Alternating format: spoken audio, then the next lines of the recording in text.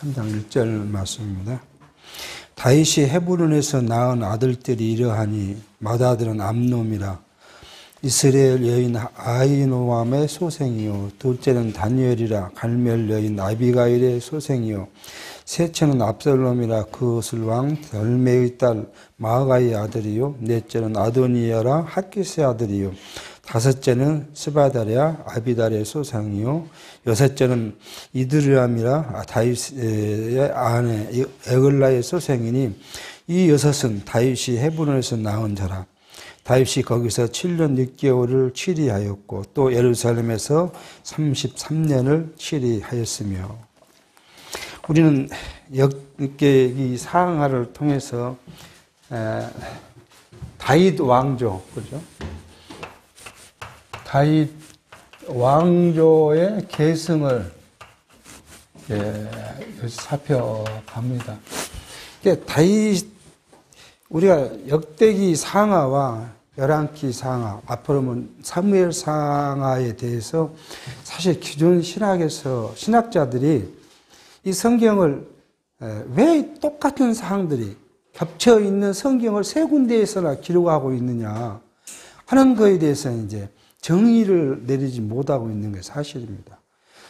특히 자유신학자들은 뭐 이 구약 이 세 권해뿐만 아니라 신학에 가서 마태, 마가, 누가, 요한복음의 사복음서를 다 같은 내용이 반복되니까 이건 어떤 사람이 하나 기록해서 또 베껴 썼고 또 베껴 써서 한 말씀이다.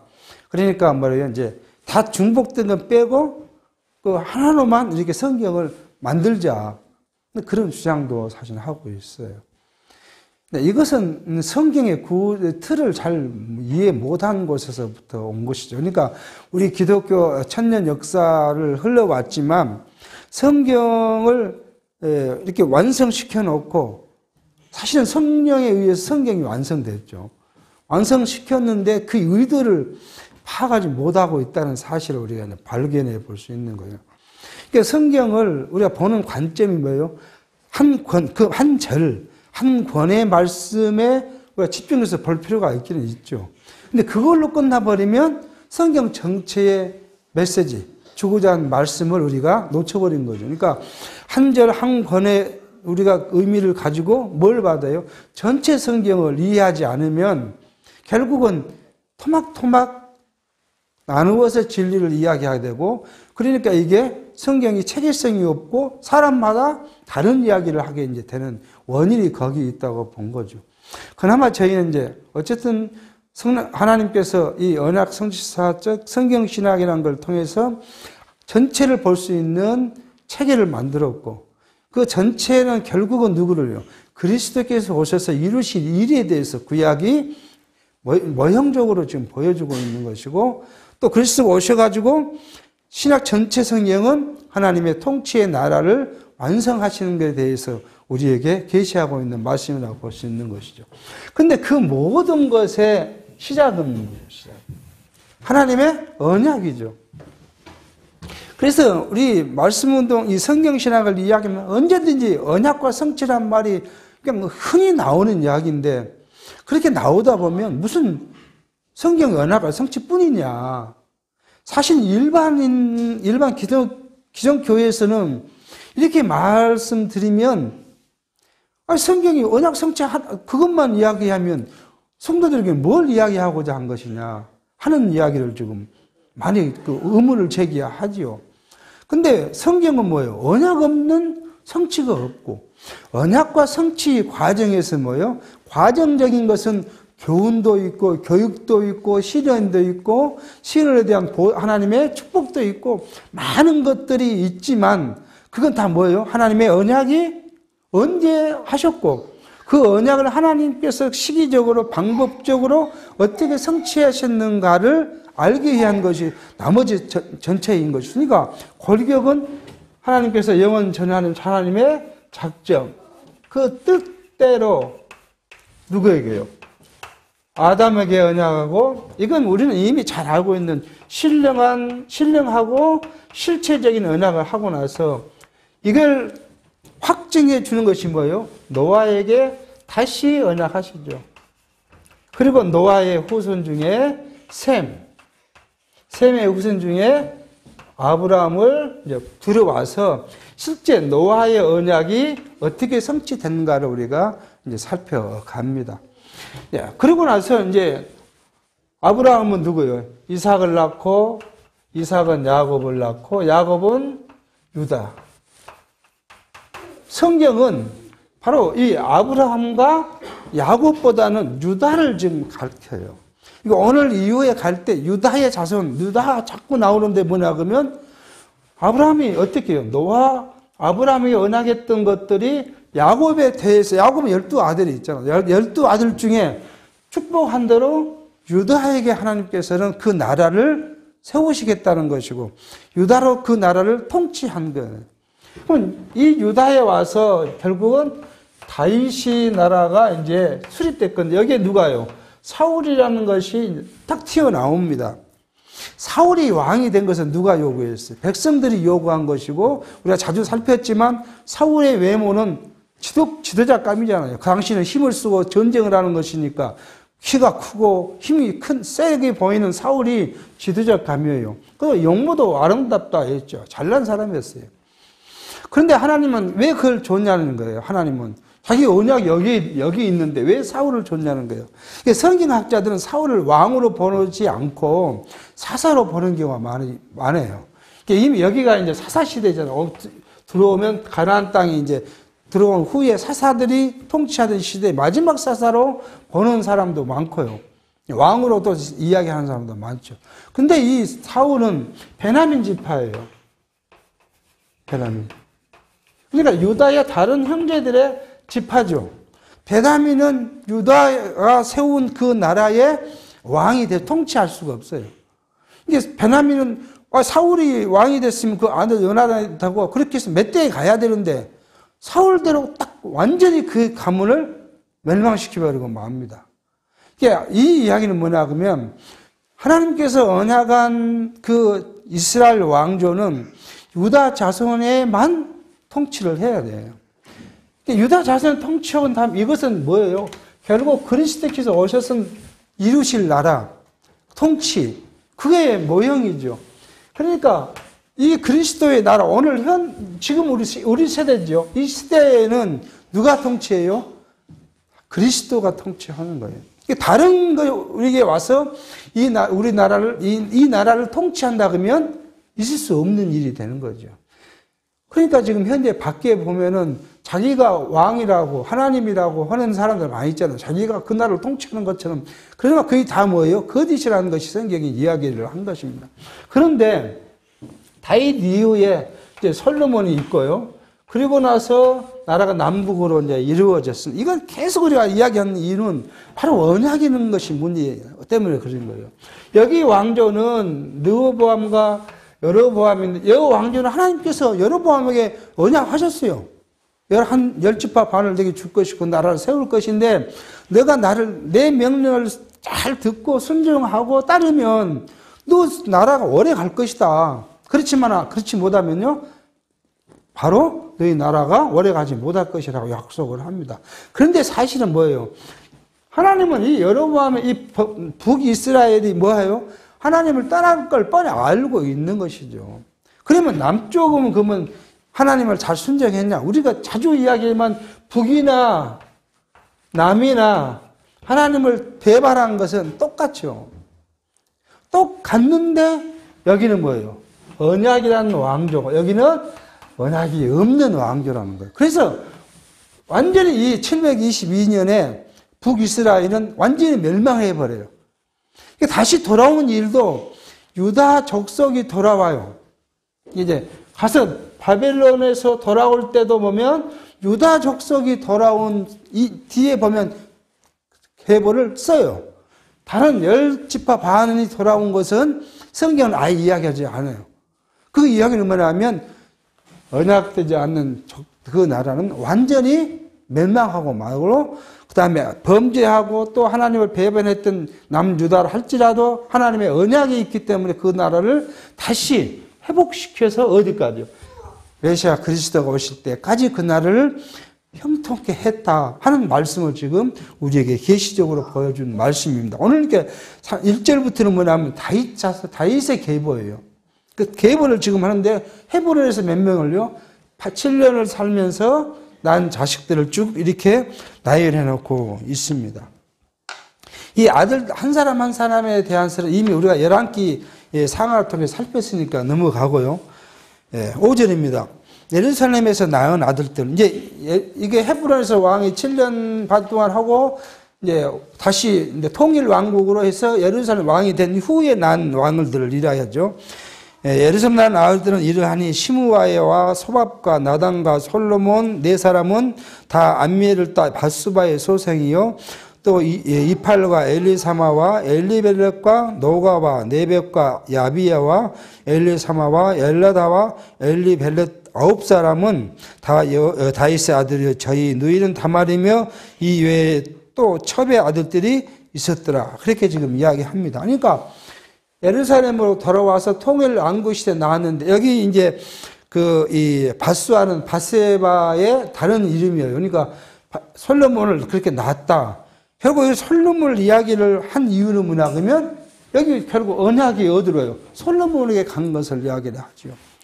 그러니까 결국 우리가 11기 상하에서 살폈듯이 다윗의 여러 아들들이 왕이 되겠다고 스스로 왕이 되겠다고 반란도 일으키고 뭐 그런 이야기 했지만 하나님은 누구에게요? 솔로몬에게 그 위를 물려주게 하시고 그게 언약의 자손이라는 것을 다윗으로 하여금 깨닫게 합니다. 그래서 결국은 솔로몬을 통해서 다윗의 왕들을 다 이야기한 것이죠. 자, 이렇게 성경이 첩의 아들들까지 다 밝혀주신 이유가 있지 않겠습니까? 아니, 우리가 성경이 가능하면 좋은 혈통만 쭉쭉 이야기하면 부끄러움이 없을 것인데, 여기 지금 첩의 아들까지 몽땅 지금 다 말을 해두고 있는 이유는 뭐예요? 하나님께서 누구에게요? 이 아브라함에게 자손과, 그죠? 땅과 통치의 언약 중에 이 자손 언약이 계속 성취됐다는 사실을 이야기해요. 지난 시간에도 말씀드렸지만은, 우리가 신명기, 여기죠. 민수기 30장까지 해서 자손 번창이 됐다고 우리 성경 신학은 그렇게 개론에 이야기하죠. 근데 여기서 끝난 것이 아니라 이 자손은 어디까지예요? 여기까지 가야 돼요. 그래야 그리스도께서 오시지 않겠습니까? 이게 세대 계속 하나님은 이스라엘 자손으로 번창케 가시는 거예요. 어디 바벨론에 갔더라도 바벨론에서 또 돌아올 때 그 계보를 쭉 이야기하는데 다 자손이 번창됐다는 사실을 우리에게 알려요. 그리고 여기에 그 이야기는 뭐예요? 그리스도의 씨로 태어난 여기 신령한 다 백성들의 번성을 지금 모형적으로 우리에게 보여주고 있다는 사실을 알게 합니다. 그래서 다윗의 나라를 세운 다음에 솔로몬을 통해서 뭘 읽게요? 성전을 짓게 하죠. 다윗이 물론 성전을 짓고자 합니다. 여러 개서 하죠. 그래서 다윗이 성전을 짓고자 하니까 하나님께서는 다윗에게 성전 짓는 것을 허락지 않으셔요. 오늘 역대기에도 그렇게 이제 앞뒤에 나옵니다. 왜요? 다윗이 너는 전쟁하는 사람, 군인이었기 때문에 피를 많이 흘려서 피 흘린 너 손으로 성전 짓는 걸 내가 허락지 않는다고 하고 뭐예요? 솔로몬에게 너 아들 솔로몬에게 하겠다. 우리가 11기에서도 그렇게 나왔잖아요. 너 아들 솔로몬을 통해서 내 전을 지키게 하겠다. 그 언약대로 솔로몬이 지키게 됩니다. 그러니까 사실 우리는 이 성전이 자꾸 나오는데 이 성전이 우리에게 어떤 준 의미가 뭐냐. 이스라엘이 하나님께 제사한 성전은 오늘 우리에게는 뭐예요? 참 성전이신 그리스도. 그리스도께서 오셔서 죽으시고 부활하신 그것이 뭐예요? 하나님의 성전을 건축하신 거예요. 그러니까 예수께서 자기에게 헤롯 성전을 보고 이야기하는 자들에게 헐으라. 그러면 내가 3일 만에 다시 짓겠다. 그러니까 제자들이 뭐라고? 이거 40년 동안 지은 것인데 어떻게 3일 만에 진다는 이야기냐. 그래서 제자들이 의심을 했는데 죽고 3일 후에 부활하신 걸 보고 뭐라고요? 아, 이거 자기 몸을 가리켜 말씀하신 것이라고 그렇게 그때 깨달아요. 이게 참성녀신, 신령한 참성녀신 그리스도를 이야기한 거죠. 그런데 우리는 이걸 이 구약의 성경은 성전은 이렇게 되어 있잖아요. 동서로 되어 있고 지성소와 성소가 이렇게 나 있잖아요. 이 지성소에 가야 누구를 만날 수 있어요? 하나님을 만날 수 있어요. 그러니까 대제사장이 지성소에 들어가서 하나님께 백성들의 죄를 속죄해 달라고 하는 1년에 한 번 대속죄일에 제사를 지내게 돼 있어요. 근데 그 제사 지낼 때 만약 대제사장이 성결을 못했거나 드리는 예물이 불결하거나 그랬을 때는 뭐예요? 들어간 제사장이 그래서 죽음을 당하게 돼요. 그러니까 제사장 발에는 뭘 방울에 달죠. 그리고 꼬리에 끈을 들고 이제 들어갑니다. 그리고 들어가서 왔다 갔다 할 때 방울이 딸랑딸랑 나오면은 제사장이 살아있는 것이고요. 만약 소리가 안 나면 죽은 것이라 알고 밖에서 끈으로 사람이 들어갈 수 없으니까요.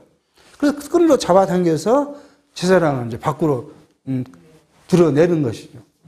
이건 뭐냐 그러면 지성소, 이 중심이에요. 이스라엘 백성들의 모든 삶의 중심은 어디예요? 이 지성소예요. 하나님의 사심이 없으면 이스라엘 사람들은 살아갈 수가 없어요. 성전 밖에서 온갖 일을 다 하고 살다가 어디로 와요? 성전 안. 그러니까 그 사람들은 죄를 지으면 어디로 와야 돼요? 성전에 와서 자기 죄를 사함을 받죠. 각 개인은요. 이스라엘 민족은요. 대속죄질에 대제사장이 한번 속죄를 해야 돼요. 그러니까 이스라엘 자손들의 삶의 중심은 어디예요? 이 지성소예요. 이 지성소는 그거 참 성전이신 그리스도를 이야기해요. 오늘 우리가 살아가는 때, 오늘 현대의 성도들 중심이 어디 있어요? 그리스도에게 있는 거예요. 우리가 그리스도에 나오지 않으면 어떠한 일도, 어떠한 고민도, 어떠한 문제도 해결할 수가 없어요. 해결받을 수가 없어요. 물론 여기에 육체적인 것도 하나님이 우리에게 약속한 것이라면 해결해 주시겠죠. 근데 그것은 뭘로 통해서요? 육체적인 것은 우리를 하나님의 자녀로 교육하고 훈련하기 위한 것이기 때문에 결국은 그러한 고민이 어디로요? 신령한 것에 종착돼서 그것이 해결되는 거예요. 그러니까 그리스도에게 오지 않으면, 예수에게 나오지 않으면 우리 삶의 모든 문제가 해결될 수가 없는 거예요. 이게 지금 구약의 성전이 현대인에게 주는 의미예요. 아니, 우리의 심령이 뭘로 우리 심령의 고민을 해결받을 수 있겠어요? 어떤 목사가 설교한다가 그게 우리한테 해결을 줄 게 있습니까? 우리가 이렇게 예배를 드린다고 이 자체가 그런 것을 해결해 줄 수 있냐는 얘기죠. 아무도 없어요. 오직 우리가 각 심령이 어디로요? 그리스도께 나아갈 때만이 그게. 단지 교회가 말씀을 전하는 것은 진리를 가리키는 것이지 목사가 진리를 가리켰다고 그것이 우리 것에서 해결된 것이 아니라 각 성도께서 어디요? 그리스도께 나아가야만 그걸 해결받을 수 있는 것이고 그리스도께 나아가야 우리가 평강을 얻을 수 있는 그 외에는 방법이 없어요. 세상의 어떤 것으로도. 그걸 구약에서는 성전을 중심으로 또 성전에서는 지성소를 중심으로 한 삶. 이 중심이 거기 있는 거예요. 그러니까 우리에게 이게 다르게 말하면 이런 거죠. 중심인데 이 중심이 뭐예요? 가치. 우리의 삶의 가치. 이 가치가 어디에 속해야 돼요? 그리스도에게 속해 있어야 돼요. 그러니까 우리가 갖고 있는 가치는 계속 가질 수 있어요. 각 사람마다 다 다를 수가 있어요. 그렇잖아요. 어떤 사람은 명예를 더 큰 가치로 여긴 사람이 있고, 어떤 사람은 권력을 더 큰 가치로 얻은 사람이 있고, 지식이, 학식이고, 있어요. 물질일 수도 있고, 또 어떤 사람은 자기 자녀일 수도 있고, 남편일 수도 있고요. 부인일 수도 있고, 우리가 갖고 있는 가치, 그 가치를 갖고 있는 우리 모든 것들은 많지만, 그 중심이 어디야 돼요? 그리스도에게 있어야 하는 거예요. 그리스도를 떠난 중심, 가치, 이것은 하나님이 원하는 삶이 아니라는 거예요. 성경이 계속 이야기하는 건 뭐예요? 하나님이 중심이 되어야 하는 거예요. 구약에서는. 그러니까 어떤 일을 해도 중심이 어디에 있어야 돼요? 하나님께 있어야 돼요. 아니, 교회 와서 봉사를 하고, 무엇을 하고, 전도를 하고, 막 해도 그 목적이 어디 있으며? 하나님께 있지 않고 자기의 뭔가를 얻기 위해서 있으면 그 아무런 가치 없다는 거예요, 그게. 그러니까 뭐요? 그래서 성경이 우리에게 말씀하되 구제를 한다? 그럼 구제를 하는데 무엇을 가지고요? 하나님과 나와 관계에서의 것을 가지고. 그게 하나님 사랑이잖아요. 그 사랑으로 이웃 지체를 구제하는 거예요. 하나님과 나 관계가 아무것도 없는데 이것을 하는 것은 뭐예요? 자기를 드러내는 것이라고 이야기를 해요. 이게 우리의 중심, 삶의 중심, 신앙의 중심의 가치가 뭐예요? 다 그리스도에게, 하나님께 있는 것이 바로 오늘 성경이 우리에게 주시는 목적이에요. 그게 바로 언약이라는 거예요. 여러분과 저를 하나님께서 자기 백성으로 언약했으니까. 그래서 이 시대에 보냈고, 우리가 하나님을 알게 했고, 그리스도를 우리가 영접하고 한 거예요. 지난 시간에도 말씀드렸지만, 우리가 구원을 받은 시점은 어디예요? 이때가 아니에요. 이것이 우리가 구원 시점이 아니에요. 우리 구원 시점은 어디에 있어요? 여기에 있어요. 에베소서가 한 거야, 아니에요. 창세전 그리스도 안에서 너희를 예정했다. 여러분과 제가 그때 예정됐기 때문에 오늘 여기 와서 하나님을 알게 됐고, 하나님을 고백하고 믿는 거예요. 만약에 이때 예정이 안 됐으면요, 이 시대에 우리가 하나님을 알 수 없는 것이죠. 그런데 이게 천주교는 뭐라고 해요? 자기들이 영세를 베풀고 하나님 하면 사제가 용서해주면 그때 구원을 얻었다는 거예요. 누가 용서해요? 사제가 용서했다는 거예요. 하나님과 뭔 관계가 있어요? 사제가 하나님도 아닌데. 그러니까 뭘 권한을 줘야 돼, 사제에게? 제사하는 권세를 주려니까 사제는 하나님의 어떤 분이라고 해요? 제사장이라는 거 아니에요. 구약에서 제사장이 사제하는 것을 했으니까. 지금은 이제 세력이 좀 둔화됐지만, 구원파 같은 거 언제요? 자기 교회에 나와서 다 이 말을 듣고 기쁨이 딱 생긴 날, 그 시간이 구원받은 시간이라고 그러잖아요. 그 누가 줬어요? 자기 사람이 준 거 아니에요. 그러니까 중심이 하나님이 있지 않기 때문에 그게 다 성경을 말하는 것 같지만, 그거 뭐예요? 하나님과 관계 없는 거라는 거예요. 중심이 하나님이 있어야 한다 하는 이야기를 지금 오늘 이야기하고, 그것을 계보대로 솔로몬을 지금 계속 이야기하고 있는 것을 이제 보게 합니다. 그 다음에 10절부터는 뭐예요? 바벨론에서 돌아온 자들 명단을 이야기를 합니다. 솔로몬의 아들은 느호바며, 지금 이 왕의, 남유다의 왕들을 지금 이야기를 합니다. 솔로몬의 아들은 느호바며, 그 아들은 아비야요, 아들은 아사요, 그 아들은 요사벳이요. 열왕기서에서 계속 우리가 공부했던 내용입니다.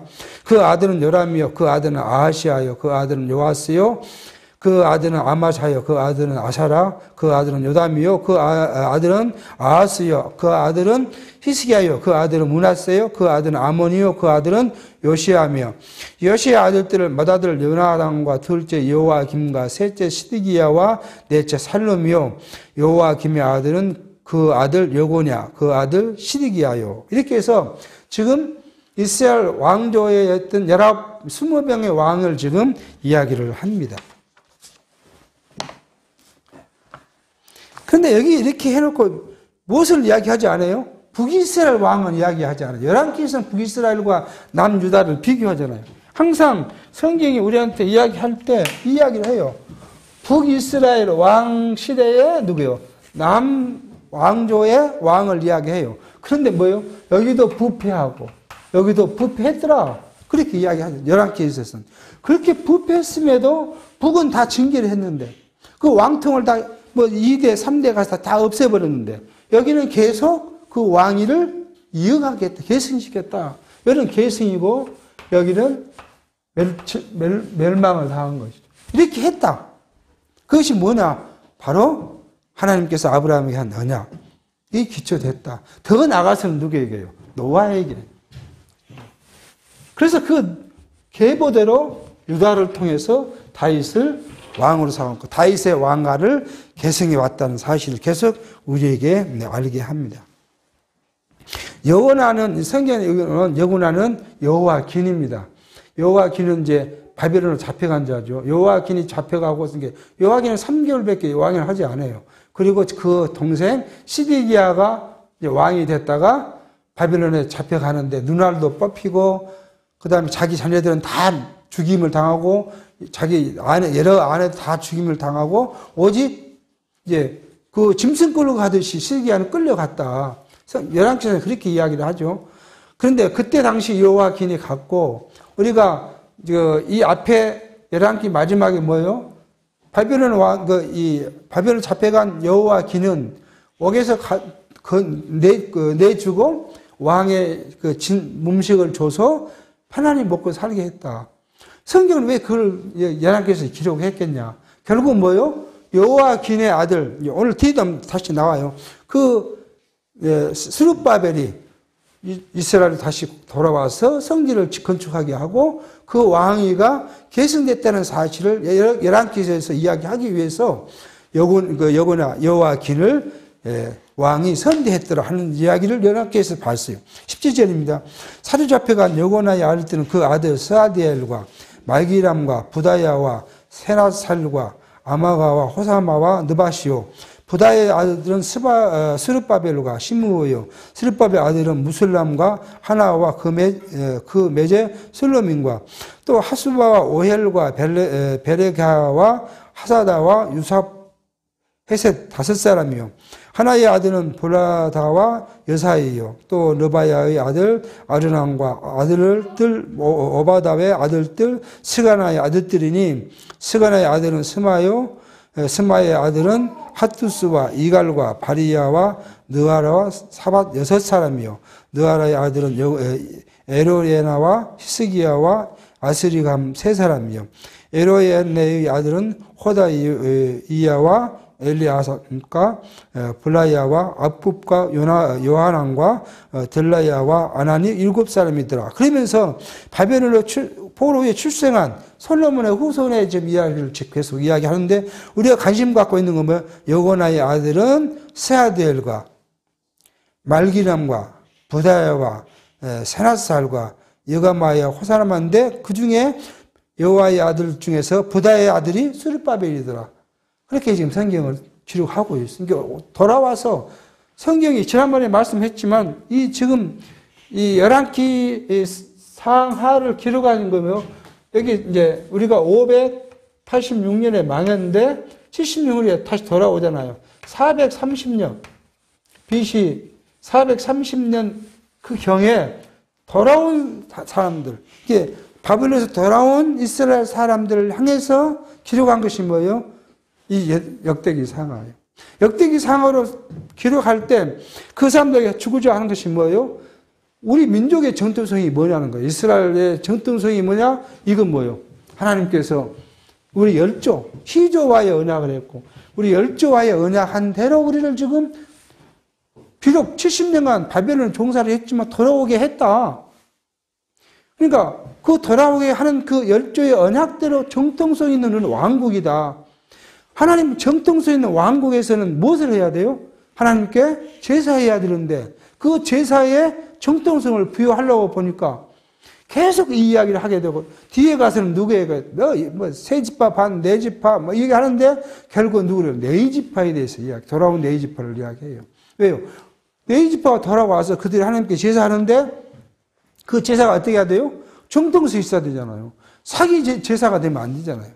그러니까 그 하나님께서 우리 조상들에게 약속한 대로 그 레위 족속 중에서 노래하는 사람은 누구고 성문지기 하는 사람은 누구고 제단에서 뭐 하는 사람은 누구고 제사장은 누구다? 그것을 다 열거함으로써 이스라엘 자기 민족이 하나님의 언약 백성이고 그 언약 백성으로서 우리가 해야 될 뭐예요? 하나님께 제사하는 일이 옳은 일이다 하는 이야기를 이 역대기 상하를 통해서 합니다. 그럼 역대기 상하가 지금 이제 이렇게 열조를 통해서 이야기를 했으면 이게 이제 수립이죠. 다윗 왕국 이제 뒤에 가면 이제 10장부터 다윗 왕국의 수립을 이야기할 거예요. 그건 열왕기에서 우리가 봤던 거 똑같아요. 사무엘 하와 열왕기상에서 봤던 거 똑같습니다. 그러고 나서 역대기 하에는 뭐예요? 다윗 왕조를 보호하고 존속시켰다. 그래서 어디예요? 하나님께 연락한 대로 그 나라를 계승했던 사실을 역대기 하에서는 우리에게 알려주실 거예요. 그러면서 이스라엘 백성들이 하나님께 돌아오도록 중심이 어디예요? 여기. 돌아와서 하나님께 제사하고 하나님의 백성으로서 살아가자 하는 이야기를 강조하기 위한 말씀인 것을 우리에게 알게 합니다. 자, 그러니까 우리가 이제 다시 보면은 이 말씀을 들었어요. 정리를 해보면 창세기에서부터 11개의 하까지 아담의 언약하신 언약이 셋, 노아, 셈, 아브람, 야곱, 유다, 다윗, 솔로몬 그리고 남북이 분열됐지만 남과 북이 범죄했고 하나님을 배반했음에도 불구하고 언약대로 북이스라엘을 멸망케 하고 남유다는 언약대로 보존시켜 주셨다 하는 사실을 우리에게 언약을 우리가 계시해 주심으로써 이걸 누가 하셨다고요? 하나님이 하셨다는 거예요. 결국 하나님은 자기를 지금 보여주는 거예요. 성경이 뭐 사람을 위해서 성경을 기록해서 내가 이렇게 해서 하면 복을 받고 저렇게 해서 하면 저주받는다는 걸 하는 것이 아니라 그것은 한 과정적 교육 방식이고요. 궁극적인 목적은 뭐예요? 내가 너희를 그렇게 했다. 그러므로 오늘 그것이 우리가 확증되지니까 이제 여기잖아요. 그리스도 씨로 거듭난 우리는 뭐예요? 영원한 하나님의 나라인 천국. 천국. 계시록이잖아요. 하나님이 온전히 통치하신 나라. 이 나라의 백성으로서. 또 그 나라에 뭘로요? 왕으로서. 그 나라에 뭡니까? 그리스도의 접부지 받은 제사장으로서. 살아간다는 사실이 믿어진 거예요. 이것이 믿어지지 않으면 여기도 믿어질 수 없어요. 앞에 부분이 하나님께서 이스라엘 백성을 그렇게 했고 그 언약이 어디로요? 그리스도께서 성취하셨고 그리스도께서 다시 그 나라의 자손들을 자기 씨로 번창케 했으며 그 씨들을 어디까지? 영원한 나라에까지 인도해 가신다는 사실을 그것이 누구로? 내가 한 것이 아니라 하나님이 그렇게 하신다. 지금 현재는 누가요? 하나님의 영이신 성령을 보내서 그렇게 하신다. 라는 사실이 믿어지니까 여러분과 제가 비록 세상에서는 이 세상 밖이죠. 이 밖이 세상이에요. 세상에서 온갖 자기의 일들을 하고 살았지만 어디에 오면요? 성소에 와서 제사하면 하나님의 백성으로서 인정하고 살아가게 하신 것처럼 우리가 세상 밖에서 다 있다가 어디로요? 그리스도께 오면 우리가 생명을 얻고 그 생명이 보존되고 그 영원한 나라까지 인도에 갈 것이라는 사실을 성경을 통해서 우리가 계시한 말씀이 확인되어지는 거예요. 그러니까 우리가 걱정이 없는 거예요. 성경이 내가 뭐라고 진리가 너희를 자유케 한다고 이야기한 거예요. 그 자유가 우리가 방종이 아니라 뭐예요? 우리 심령이 여러분과 제가 죄를 지면 불안해요. 세상에 죄 짓고 불안하지 않은 사람이 어디 있겠어요? 세상 사람들 세상 법을 어기고 나면 불안해 견디지 못해요. 근데 우리는요, 하나님의 백성이기 때문에 하나님을 떠나고 배반된 일을 우리가 하고 나면 그것이 어떤 도덕질이나 그런 것이 아니라 하나님이 중심되지 않고 내가 중심이었고 내가 뭔가 하기 위하고 내가 능력이 있다고 했던 그런 일들이 돌이켜보면 어떻게 불안한 거예요. 내가 하나님이 우리 시종교회가 그걸 가르치냐 그렇게 하면 누가 어친다고요? 하나님이 저주를 내리신다고. 사실은요, 일반 교회를 다니지 않고 이 성경 우리 이 말씀은 교회 처음 나와서 여기서 시작한 사람들은 그런 의식이 별로 없어요. 근데 일반 교회에서 신앙생활하다 온 사람들은 처음부터 갖고 있던 머릿속에 딱 박혀있는 그것 때문에 자꾸 불안해져요. 근데 이 불안한 것을 어디로 와야 돼요? 그리스도께 우리가 나아가면 아니 하나님께서 예수께서 우리를 죄 없다고 선언을 했는데 왜 불안하냐 그거예요. 그러니까 예를 들어서 말씀드린 것처럼 기존에서 오신 분들은 항상 그것이 머릿속에 나를 붙잡고 있는데 여기 있는 사람들은 뭐요? 자유함이 너무 커요 이제. 그러니까 그냥 아무 꺼리낌이 없게 사는 거예요. 근데 사실은 아무 꺼리낌 없게 사는 것이 하나님이 우리에게 주신 은혜예요. 그게 죄를 지었어도 하나님이 용서했고 다 했다고 선언했으니까 우리가 걱정을 살 거 없잖아요. 그러니까 하나님의 자녀는 뭘로 살아야 돼요? 행복하게 살아야 돼요. 행복하지 못하면 뭐예요? 불신앙에서 오는 거예요. 여러분 자녀가 여러분 앞에 오면은 행복해야 되잖아요. 여러분의 아들, 딸이 밖에 살 때는, 이제 뭐 딸이라고 생각하면요. 저쪽 가서는 진짜 시가댁에서 오만 일을 당하고 소리 듣고 그러고 있다가 친정이 엄마 앞에 오면 어때요? 편안해지고 위로를 받고 해야 되잖아요. 근데 막 친정이 왔는데 친정 어머니 때문에 더 불안하고 뭐라고 하면 어떻게 하지? 그렇게 한다면 그것을 보는 부모가 마음이 편하겠습니까? 아니에요. 저와 여러분은 하나님 앞에서는 그렇게 행복해야 돼요. 행복한 것이 하나님이 원하는 삶이에요. 근데 그걸 이제 어디에 중심이 있어야 되니까? 그리스도 안에서 그렇다는 거예요. 그리스도 밖에서 그렇게 해버리면 그걸 뭐라고요? 방종하는 거예요. 그게. 그리스도 안에서는 우리가 어떤 것도 다 하나님께서 우리를 용서하고 우리를 그런 나를 뭘로 삼았어요? 하나님의 양자의 영을 주셔서 아들이다. 그래서 우리가 하나님을 아버지라고 부른다. 그 다음에 뭐 그리스도의 몸된 교회의 지체다. 이게 지체는 건 뭐예요? 딱 붙어 있다는 거예요. 그리스도에 붙어 있고. 붙어 있으니까 우리의 신분이 뭐예요? 제사장 신분이다. 그러니까 우리가 항상 기도하면 사함을 받고, 하나님을 생각하면 기쁨이 생기고, 위안을 받고, 평안을 얻는 거예요. 이것을 누가 감히 막겠습니까? 어떤 교회 집사가, 어떤 교회 권사가, 어떤 장로가, 어떤 목사가 뭘로 이야기한다고 그것을 막아줄 수 있겠습니까? 막아줄 수 없는 거예요. 그 사람이 혼자 하는 이야기지. 이미 우리 중심은 뭐예요? 중생한 영을 하나님께서 우리를 붙잡고 성령이 우리를 인도해 가기 때문에 고민할 이유가 없어요. 그래서 옛날 부흥집회 가면 그러잖아요. 첫 시간에 뭐예요? 구약의 죄에 대해서 막 강조합니다. 그러면 죄를 강조하면 불하지 않는 성도가 어디 있어요? 그럼 두째 시간에 그냥 뭘 해요? 다음 날은 죄 사했다는 걸 또 이야기를 해요. 그러면 기쁨이 얻어지잖아요. 성도가 기뻐요. 순간적으로 기뻐져요. 그럼 뭐 해야 돼요? 교회가 무엇을 할 것인가? 그래서 무엇 받습니까? 작정연부를 받아요. 기쁨이 있으니까 그때는 감동적으로 기쁘니까요. 이게 하나님이 없이 사람 방식으로 하니까 그 기쁨이요, 곧 없어져 버리는 거예요. 그 걱정입니다. 내가 작정을 했는데 언제 내야 되는데 안 내면 나 저주받는다 했는데. 그게 사람이 하는 거기 때문에 기쁨이 없어지는 거예요. 우리는 지금 이 다윗 왕조의 계승을 보면서 여러분과 저는 항상 이 말씀에서 떠나지 않고 그 그리스도 안에서 우리가 평강을 얻는 삶, 이걸 지금 하나님이 원하시는 삶이라는 것을 이야기를 하고 있습니다. 4장 1절입니다. 4장 1절은 지금 바벨론에서 돌아온 자들의 계보를 지금 이야기합니다.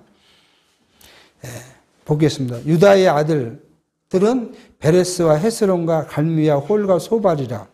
그렇게 해서 이제 어디 다시 시작해요? 다시 유다로 시작해요. 자, 그리고 2절 갑니다. 소발의 아들 르아야와 야핫갓을 낳고 야핫은 아우메와 나핫을 낳았으니 이는 소라 사람의 족속이 이렇게 쭉 나옵니다. 근데 여기서 우리가 2절부터 9절, 그러죠? 9절까지는 9절 10절까지는 여기에만 나와요. 다른 성경에 나와 있질 않아요. 그래서 이게 나온 인물들에 대해서 자세한 내용을 우리가 파악하기가 어렵습니다. 그러니까 이건 뭐냐 그러면 정통적이지 않는 다윗 왕가의 전통이 아닌 다윗 왕가를 제외한, 그죠? 다윗 왕가. 이걸 제외한 누가요? 유다의 자손들. 그러니까 이거 다 번창했다는 거예요. 그렇게 번창시켰다. 그냥 자손을 번창했다는 것을 우리에게 보여줍니다. 그래서 이 문제는 그냥 읽지 않고 넘어가도록 하겠습니다. 11절입니다. 스와의 형 구룹이 무힐을 낳았으며 무힐은 에스돈의 아비요 에스돈은 베드라바와 바세와의 이르나하스의 아비 드한나를 낳았으니 이는 네가 사람이더라. 네가는 보십시오. 어디 누구였어요? 모세의 장인이 겐 족속이잖아요. 겐 족속이 모세를 따라와서 한 것이 네가 족속이거든요. 그러니까 이 네가 족속도 뭐예요? 한 족속으로 지금 인정해주고 있는 것이죠. 그나스의 아들은 운니엘과 스라야예요. 운니엘의 아들은 하다시다. 여기 운니엘은 첫 번째 사사로 나온 인물로 이제 우리가 성경은 이야기를 합니다. 우리가 사사에 쭉 가면 첫 번째 사사가 운니엘인데 그 이분일 것이라고 하는 성경학자들이 많이 있습니다. 무호노대는 오브라를 낳고 스라야는 요압을 낳았으니 요압은 게르하심의 조상이라. 저희는 공장이었더라. 공장이라는 말은 물건을 만든 사람이었다는 겁니다. 여분네 아들 갈렙의 자손, 여기는 우리 알죠. 여분네 아들 갈렙의 자손은 이루와 엘라와 나함과 엘라의 자손과 그나스요. 여할렐의 아들은 십과 시바와 디알리아와 아살렛이요.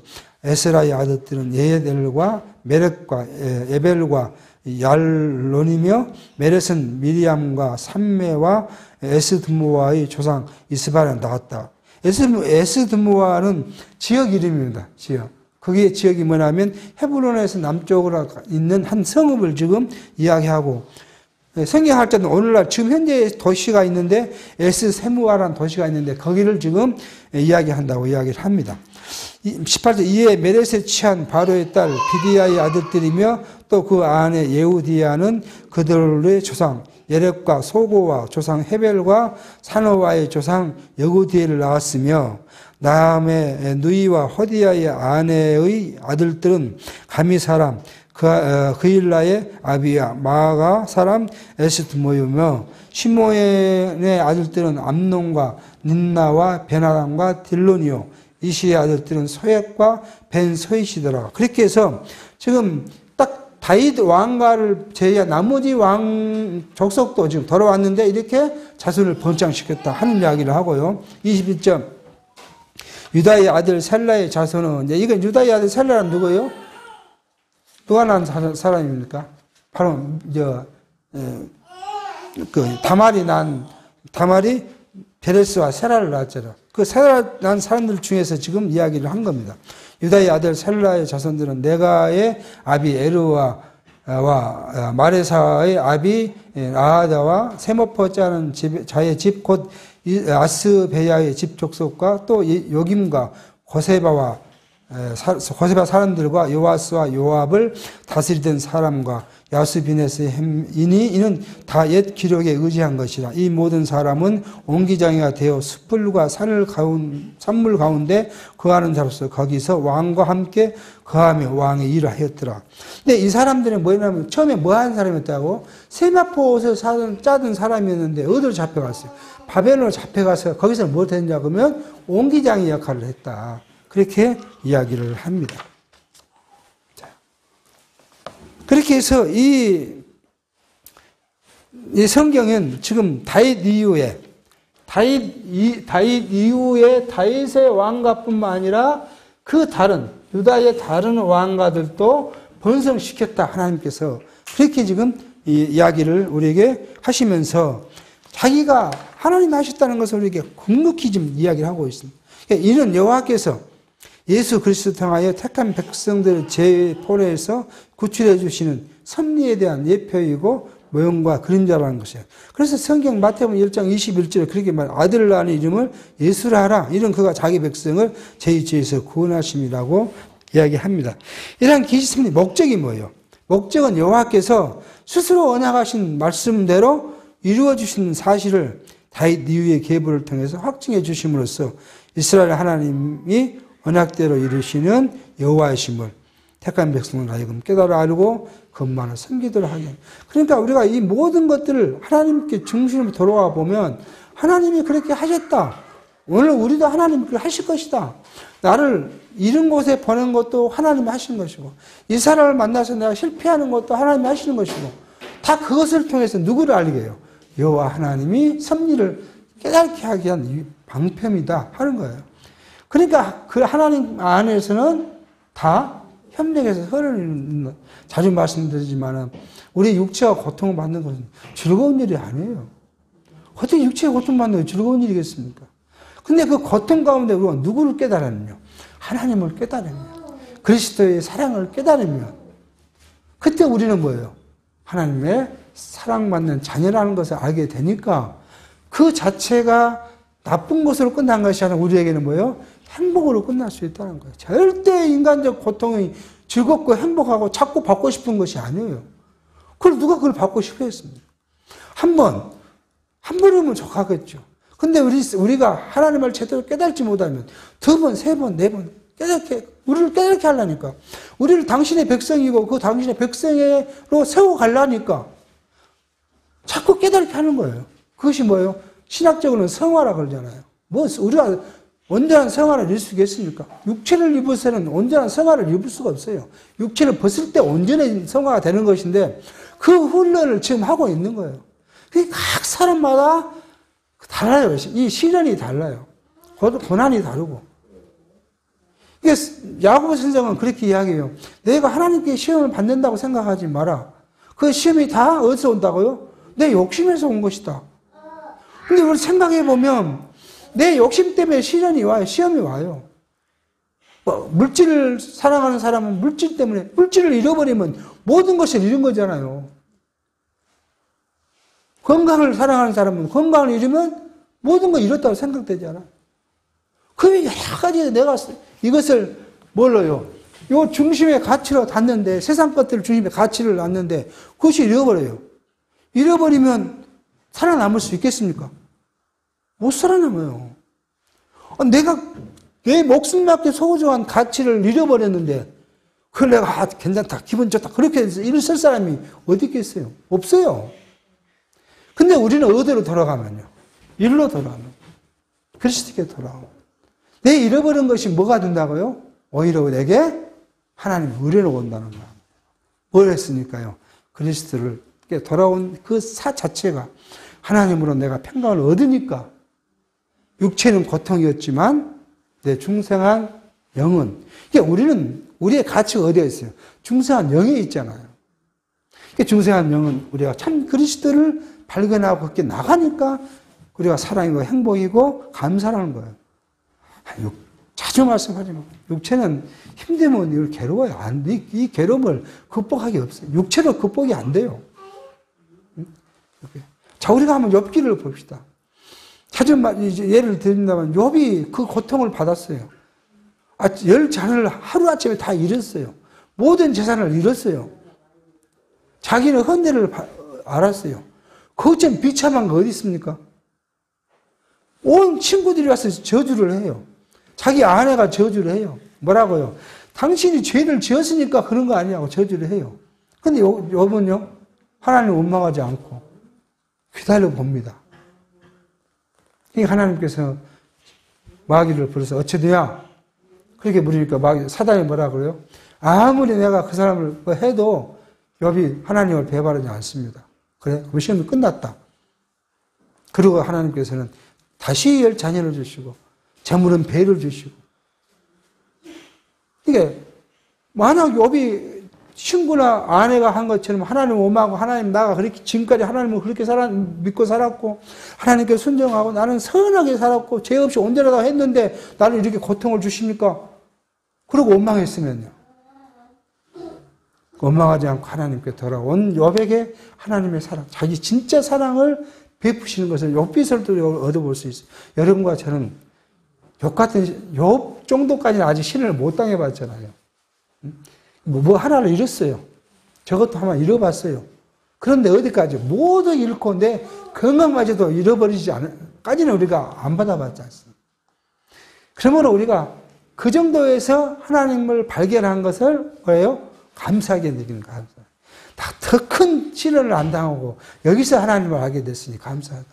그러니까 뭐예요? 찬송. 뒤에 나오지만은 하나님께서는 이 다윗 왕국이 솔로몬이 성전을 짓고 하나님을 찬송하는데 뭐예요? 사람이 찬송하지 하나님이 사람으로 찬송하게 하셔요. 분위기를 그렇게 만드셔요. 역사를 그렇게 만드셔요. 하나님은 우리 여러분과 저에게 하나님을 찬양할 수 있도록 여건을 만드실 거예요. 그게 어떤 방법일지는 몰라요. 각 사람마다 주신 은사가 다르고 환경이 틀리기 때문에 모르지만 궁극적으로 저와 여러분은 하나님을 찬양하게 돼 있어요. 왜요? 하나님의 백성입니다. 그걸 위해서 세상을 살아가는데 여러 가지 시련도 주고 고난도 주고 형통치 못한 일들을 통해서 우리 심령이 아픔을 주지만 끝은 뭐예요? 여호와 하나님을 찬송하게 된다는 사실을 성경을 통해서 기억해 보겠습니다.